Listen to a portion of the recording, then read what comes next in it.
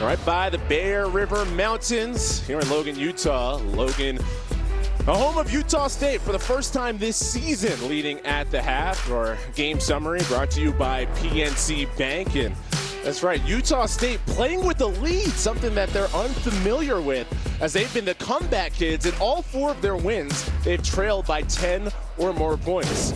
With Corey Javis, Chris Lewis with you. And so Utah State, unfamiliar territory, playing with a lead. So how do they handle it? I think it's going to be interesting what approach they take. Do they stay aggressive in terms of attacking down the field? They've had success with that in the first half. What's surprising to me, though, is the fact that they actually have run the ball for 61 yards. And you may not think that's a lot, but against this Colorado State defense, that's an enormous number. They've also taken advantage of a couple of miscues on Colorado State's side that we'll get to, but Utah State getting ready to cap off what is, in effect, a 3-for-1. Had the last 2 possessions of the first half and get the ball to start half number 2. This is Tompkins, Colorado State kicking away from Scarver, the NCAA record holder for kick return touchdowns. And Tompkins gets to the 20-yard line. This play is definitely worth a watch, brought to you by Principal Financial Group. Well, it's a rain teardrop all the way into the bucket of Wright. And Cameron, Wright holding up the 2 fingers for his second touchdown, and Bonner's excited, but those passes are not easy to complete. They're low percentage passes, and he's gotten the one-on-ones, and he's delivered nearly as many yards, 2 more touchdowns than their star receiver, Tompkins. Yeah, Tompkins getting the headlines, the Mountain West Player of the Week. 12 catches against UNLV last time out. First play of the half, and it's the strong running of Elion Noah, a sophomore from La Mesa, California, who in high school broke Reggie Bush's high school rushing record at Helix High. Gain of 13. You hear that name, and you know you were productive. Great tempo, a team that gets off a lot of plays. Noah again crawls to near the 40. Blackburn on the tackle, pickup of 7. Noah's brother, Zeke, a Mountain West member at Boise State. Utah State lost to Boise State, their only conference loss this season. Again, more Noah and more yardage, and another Utah State first down, 5-yard gain. Jackson and Carter combined on the Colorado State stop. So again, Corey, we were talking about, this is basically a 3-for-1. Yeah. The Aggies had the last 2 possessions thanks to recovering the kickoff at the end of the first half. Right on the deep post. Over his head, but a flag down. Marshawn Cameron has been a target for Logan Bonner all game long. He's the one in coverage for Colorado State. Well, the dilemma for defensive coordinator Chuck Heater, as we get the call here, is that you have pass interference, defense number 26, 15-yard penalty, automatic first down. The dilemma for Chuck Heater is that you're going to have to continue to play the man coverage because of the fact that they're running the football so effectively to start this half. And they've been in okay position on some of these plays down the field with Cameron. That was close. Wright has been the deep threat for Utah State tonight. First place in the Mountain Division on the line from the 40. Noah in the backfield, trying to tiptoe to the original line of scrimmage. Can't really get there. Manny Jones, loss of a couple.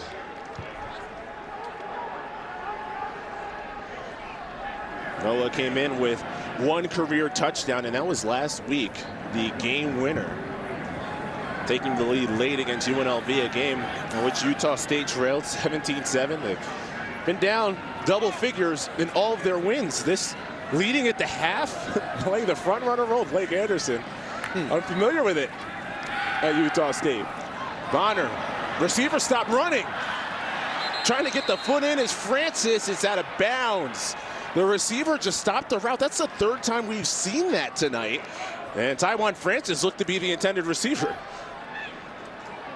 A miscommunication, and he's running a stop route And Francis says, I'll take it. And he almost gets that foot down, kind of bobbling the ball on the way out of bounds. 3rd and 12. A rush of 5. Noah in the flat. Long strides past the 35. He needed a 30 for the first down. Does not get it. Jackson on the tackle. And Blake Anderson is somebody who's gone for it on 4th down 20 times this season. I imagine this could be another time. Well, you want to keep that 3-0 possession advantage that you talked about, that you gained at the end of the first half right now. 4th and 3. Noah, the running back. Speed option. Noah gets the flip and has the first down. Sneaks out of bounds past the 25. Escorted there by Jackson on 4th down. Utah State picks it up, keeps the chains moving. Gain of 8. He's working off Kamara, number 42. He comes right up, and that's his key for Bonner. He crashes down, and you pitch it. He does it effortlessly, and I think those are the types of plays that you've stolen more snaps from a team that wants to control the clock. Right now, it's Utah State controlling time of possession. Yeah, it feel like forever since Colorado State's touched the ball. Yeah. Halftime in between, and then back-to-back before the half, Utah State possessions. Noah in motion. Noah gets it. Catch by the face mask, maneuvers back middle of the field, and he's carried by Floyd a couple of more yards inside the red zone. And that time, Chuck Heater had enough, and he brought the safety on the pressure. And that's why they threw the quick pass to Noah in the flats. Tonight's red zone brought to you by Verizon. And Colorado State stayed in that game. We mentioned the 3-for-1. Well, the 2 prior possessions, Utah State stopped for field goals made by Cole. So this game could be a much wider deficit. The Ram defense has been strong inside the 20. Gentry, the pass over his head. There's a flag down in the backfield by the quarterback. There might be a targeting on a Bama Mina, number 13.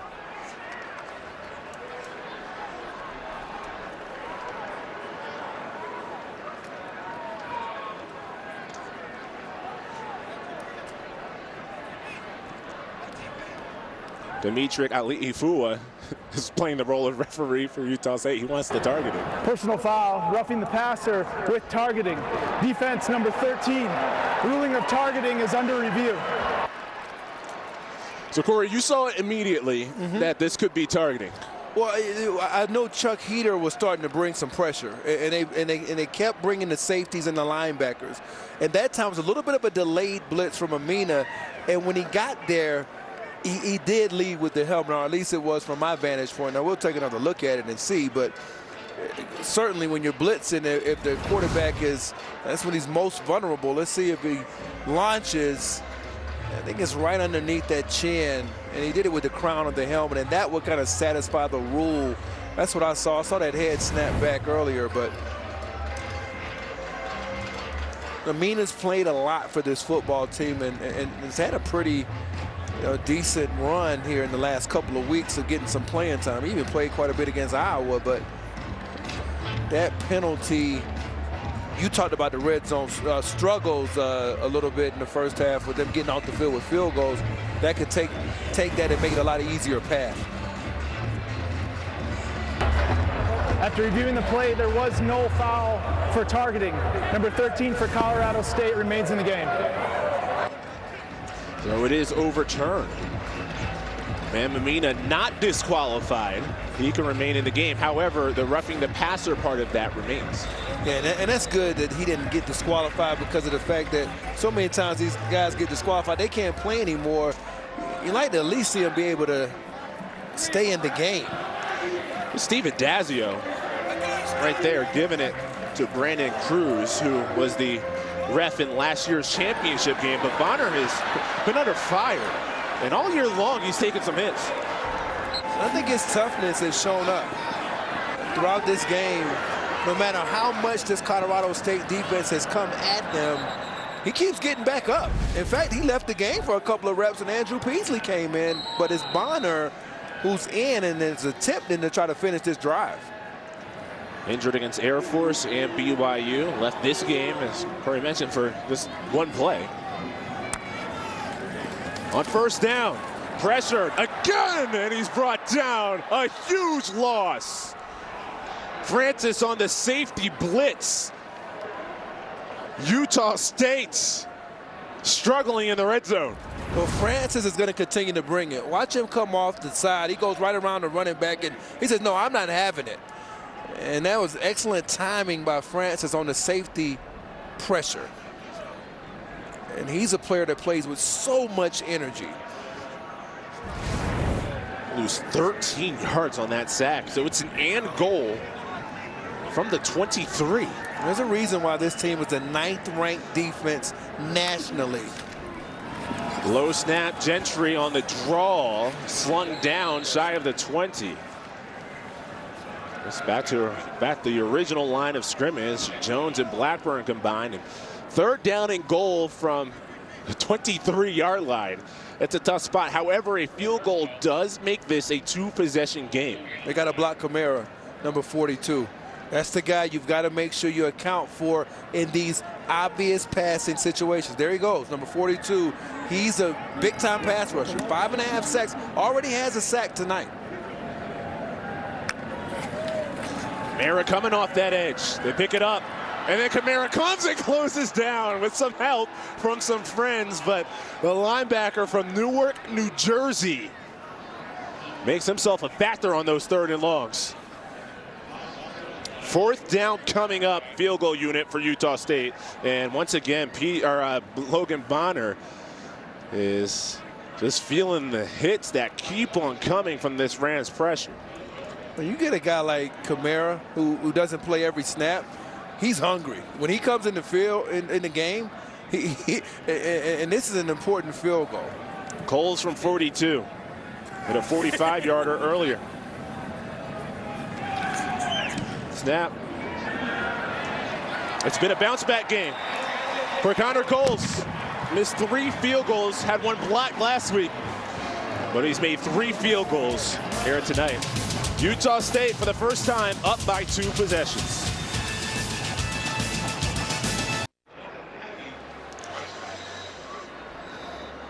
It's Andrew Peasley taking some tosses, the backup quarterback for Utah State, as Logan Bonner leading Utah State to this lead, but he's taken some hits along the way. Last year's meeting between these two teams was not played after Utah State players boycotted the final game of the year.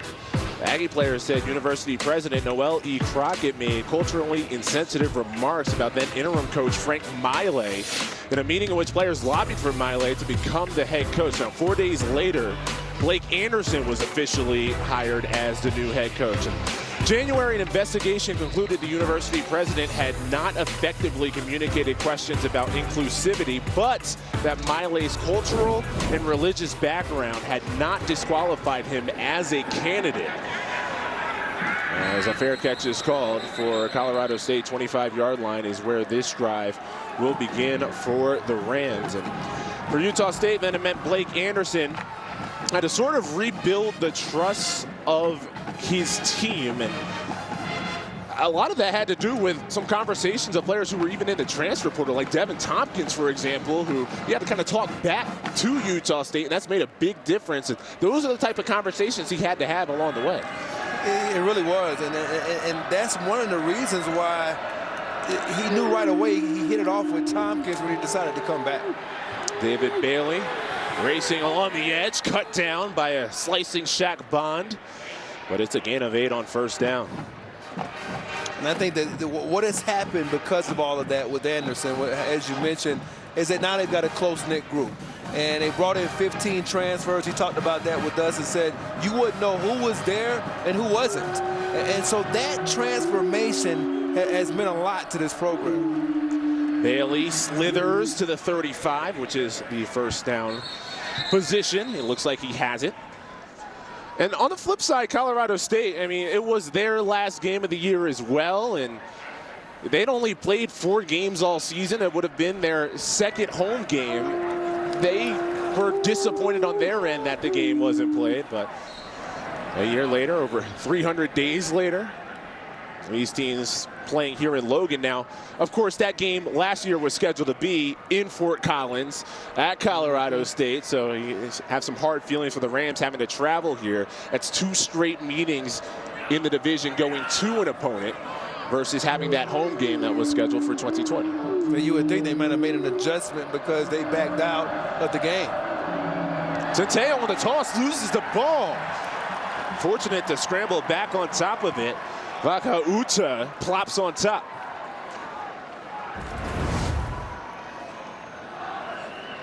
Vakauta, he's quick. And that's the thing you see on that get off. And you don't get on that ball quickly enough. He was almost about to hop on it himself. Feels like a big 3rd down here. Colorado State, it's been a while since they had the football. 3 straight Utah State possessions. Centeo in the pocket, steps up, flush right, and finds the sideline. And that's nowhere near 1st down yardage, and only a gain of 1. The pressure there by Patrick Joyner Jr. And Centeo goes back to the sideline. Punt team on for Colorado State. Ephraim Banda did a really good job on that last play of timing when to bring in the NASCAR package. It's 3rd down, and that's what he was waiting on.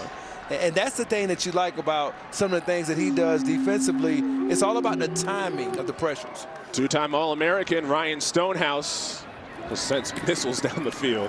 Plenty of hang time. And Jordan Nathan on the return dances through a couple of tackles, but is still stopped inside the 10. 57-yard punt.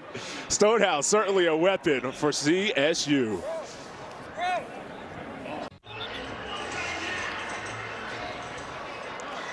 Utah State playing with the lead, up by 2 possessions and have the football. Tomorrow at noon Eastern, our coverage of college football continues with must-see action. 16th ranked Wake Forest looks to remain perfect in West Point against Army, followed by a MAC battle in the Glass Bowl as the Rockets take on Western Michigan. Later, we wrap it up out west as undefeated 22nd ranked San Diego State clashes against a red-hot Air Force squad at 7. It's all in the 24-hour home of CBS Sports.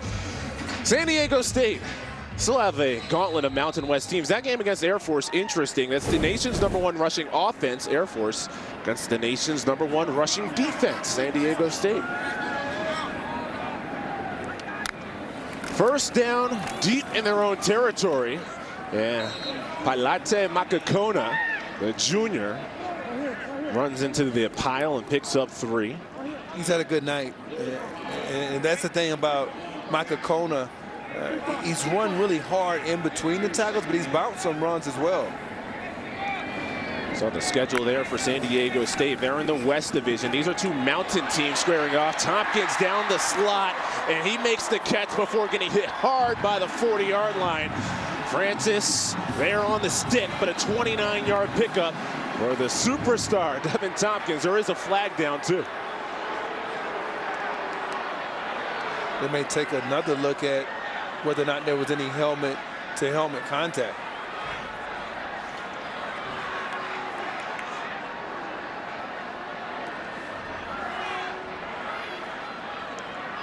Francis, who just missed out on an interception a couple of drives ago for Colorado State. After the play was over, unsportsmanlike conduct, offense number 13, 15-yard penalty from the end of the play. It will be 1st and 10. That was kind of a wasted 15 yards if you're Tompkins, because Francis got the best of you on the hit. It was an excellent tackle, hit him right in the chest. I think that shows you the competitiveness of Tompkins, though. He gets hit and he gets up, he's talking. So that's an interesting exchange, but it cost his team 15. Yeah, staff calls Tompkins a dog. He was a little too much barking, though, that time. Has to be put in the kennel. 1st down. Makakona. Not much. Devin Phillips, hard guy to move. Manny Jones, same thing. The defensive tackles for Colorado State, so good against the run. Less than 100 yards per game on the ground given up this year. But Utah State is approaching that mark. 80 yards rushing on the game.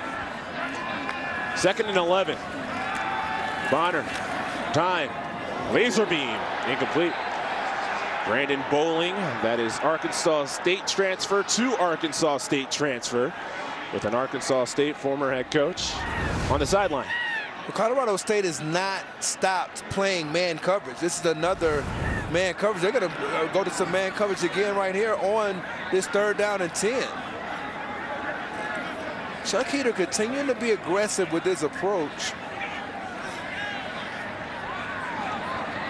Even though Cameron's given up a couple of touchdowns on the outside to right, you've even seen Tompkins with some big plays. 43% on 3rd and 7+ for Utah State. Not this time. Bonner had no chance. He takes another hit. Carter, who had a pick earlier, this time gets a sack. Complete game for him. And Bonner, just every series he comes to the sideline looking like he's in pain. And there he goes, Carter. Micah Kona releases and doesn't even pick up Carter. He flares to the outside. There's Micah Kona releasing. Doesn't even pick up Carter. Scot-free. Man, I know Bonner can't like that. Cottonley stumbles but does get it off. Bounces at the 40. And out of bounds shortly thereafter. Well, Colorado State defensively gets a big stop. So they get the football down by a couple of scores. Bonner, painful day at the office.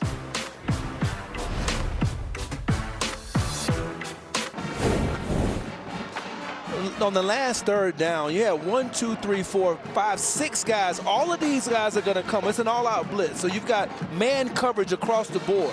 And there's Micah Kona. Guess who's covering him? This safety way back here. And that's the guy that has to stay in to pick up. When you release like that, as Micah Kona does, it's a wide open blitz look for Colorado State. Chuck Heater has to say thank you very much. And those hits are piling up on Logan Bonner. He was seen limping back to the sideline. 1st down, Centeo has a target down the middle. It's incomplete. E.J. Scott could not haul it in. It was a chance to get 6 for the Rams. Nothing. And these are the big chunk plays that Scott has to finish. He's been good, I think, this year at times in terms of tracking the ball, even against Iowa. But that play is an example. He almost overruns the ball.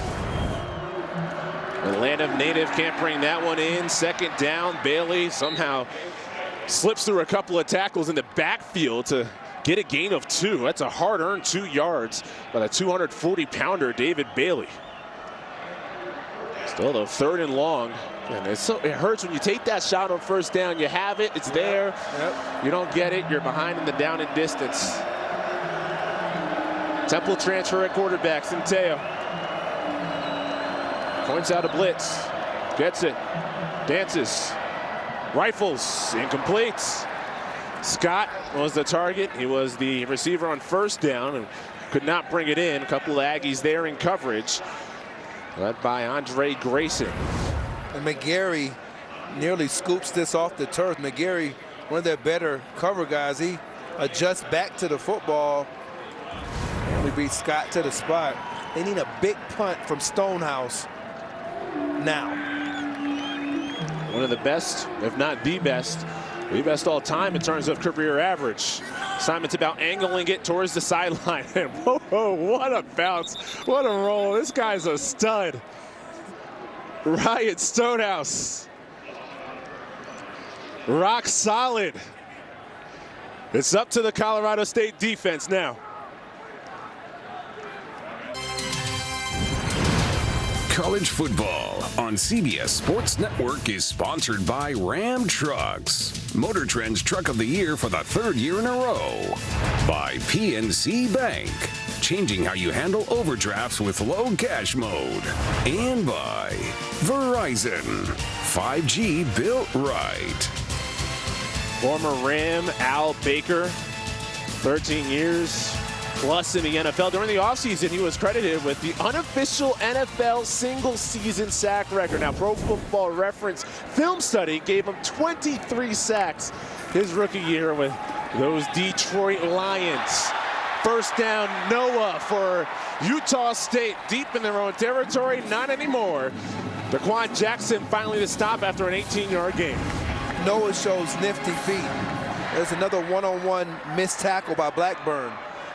And when you set up the safety in that position, you got to get back vertical. Noah does just that. And that erases the job that Stonehouse did. He had a punt, buried them deep. The nation's best punter, but first play, a big gain. How about the second play of the drive? Scarver, a big kick returner with his speed. Incomplete pass. With Marshawn Cameron being tested all game long, finally makes a play in coverage. And what a way to stand up if you're Cameron. You're not going to keep throwing the ball at me. Twist around and nearly brings it in over Scarver. Second down and 10. Bonner back to work. Delivers, snagged. McGriff, a big 6'6" receiver, is ripped down by Cameron. 6-yard pickup. Third down for Utah State. They go fast. Really impressed with what Cameron's doing on the outside. Referee allowing for Colorado State to respond with a substitution, thanks to Utah State making a substitution. Third and 4. Bonner off play action. Quick toss. It is caught. Tompkins dances along the sideline, does have the first down before he's pushed out of bounds. And guess who in coverage? Cameron. Let's see what happens. Now he decides to play off of Tompkins.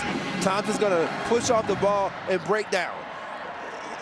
The transition by Cameron only okay in that instance, and that's why he was a little bit, his body position was a little bit out of whack when he was making the tackle. But at least at this point, he's been continuing to be competitive on the outside. You have to be. You have to have a short memory as a corner. Over 100 yards in the game for Tompkins. First down, Bonner escapes a McBride sack before Patchen closes the gap along with Jackson. So Bonner, another hit he takes. As we take a look at our star comparison, Tompkins putting in a lot of work. McBride has been quiet.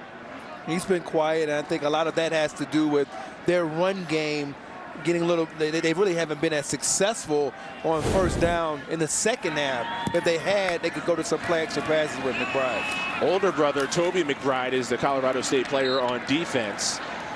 Swallowed up in the backfield is Elion Noah, led by Scott Patchen. He's the king when it comes to tackles for a loss. And he is still down. Seventh year of eligibility. Was at Miami and got a chance to watch him in the Independence Bowl a couple of years back, playing alongside Gregory Rousseau. His competitiveness, his motor, his length all impress. He had a sack in all 4 games of 2020, first team all Mountain West Conference. But I think this year he's played even better. And came in with 5.5 sacks.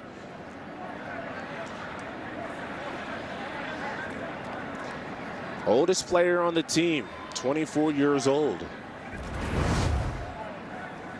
There's Patchen. Jones in the backfield again. And Patchen runs into Jackson coming in to make an assistant tackle. That might have been how he got banged up. We'll see, but I think at third down and 14, as we move forward to this play, they haven't been able to block Mohamed Kamara all night. He's really a specialist. So he's a pass rush specialist, number 42. In this instance, I don't know that I would put Bonner in a position to get hit again. But the one-on-one down here at the bottom, that's Cameron and Wright. Wright with 2 touchdowns on Cameron tonight. He's going to get another opportunity if Bonner wants it, one-on-one at the bottom of the screen. That average yards to go on third down seems insane. More than 10 yards is their average third down, including this. 3rd and 15. Third downs, a struggle. 2 for 12. Can't live like that. Bonner. And the Rams rushing 4. Bonner steps up. He takes another hit. Toby McBride. We talked about a quiet Trey McBride on offense. Older brother Toby comes up with a sack. And this activity from his front is beginning to get very impressive as the game wears on. And they're running some line games. McBride comes inside and finishes it off. And Hickerson Rooks kind of helped set that up by going outside. And on that right side, White and Moats having some problems picking up that stunt. 8 sacks for Colorado State. You're wondering, how do you get in so many 3rd and longs? It's that. Punt from Kotzen Lee. It takes a fortunate roll for Utah State. For Colorado State. 41-yard punt. Let's take a look at this week's AP poll powered by Ram Trucks. And we're about a week away from the college football playoff rankings coming out. A team that nobody seems to be talking much about, Oklahoma State. Number 8 in the AP poll. Now, saw them when they took on Boise State a few weeks ago. You weren't impressed, right? Yeah, it didn't pop off the page in that game. It was an ugly win. They got the W. It was ugly. But Boise State, a team that's struggling, they usually control the Mountain Division, and that's allowed these two teams to have their eyes set on winning the division. The winner of this is in first place in the Mountain. Colorado State comes in unbeaten, 2-0 in conference. Utah State is 2-1. They have beaten Air Force, the other one-loss team at this point. So they would have the head-to-head tiebreaker. After a short run of not much, this is 2nd down. David Bailey continues to show off his power. But Utah State, a defense that came in struggling, 12th in the Mountain West against the run. It's 3rd down as the clock winds down to end the 3rd. Utah State has to be satisfied with their defense against a physical smashed mouth led by Steve Adazio ran team. It's going to be a 4th quarter that's going to test the mettle, I think, of Utah State. Can they handle this physical style coming back play after play after play? Third quarter's ready to go. Third quarter's done. College football, CBS Sports Network, presented by Geico.